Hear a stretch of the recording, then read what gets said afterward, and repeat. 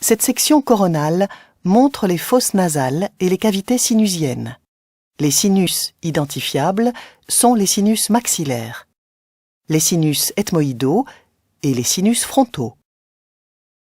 La cloison nasale divise le nez en une cavité nasale gauche et droite. Cette vue latérale nous donne une approche antéro-postérieure des cavités nasales. Nous y reconnaissons la cloison nasale et le sinus sphénoïdal. La partie postérieure de la cloison est osseuse.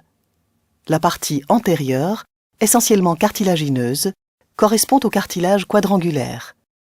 L'épithélium olfactif se trouve en contact avec la lame criblée et la partie postérieure de la cloison nasale.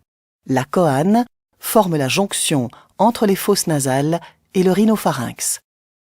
Après retrait de la cloison nasale, on obtient cette vue sur la paroi nasale latérale. La cavité nasale est divisée par un cornet nasal inférieur, moyen et supérieur en, respectivement, un méa nasal inférieur, moyen et supérieur.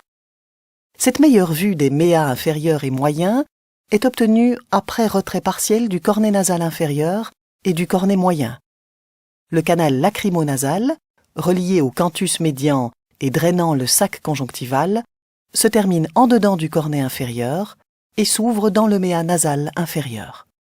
La partie antéromédiane du méa nasal moyen s'appelle le complexe ostioméatal. Cette entité est importante parce que la plupart des orifices sinusiens y sont situés. Sur cette image agrandie, nous apercevons l'orifice du sinus frontal. Nous y observons aussi l'hiatus semilunaire avec l'orifice du sinus maxillaire. Juste à côté, s'ouvrent les ostia des cellules ethmoïdes antérieures et moyennes. Les cellules ethmoïdales postérieures se drainent dans le méa nasal postérieur. Le sinus sphénoïdal s'ouvre au-dessus de la choane.